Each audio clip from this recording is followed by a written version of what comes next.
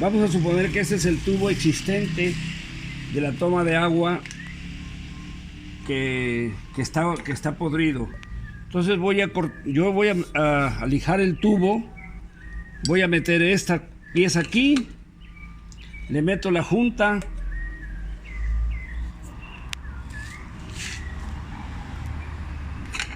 la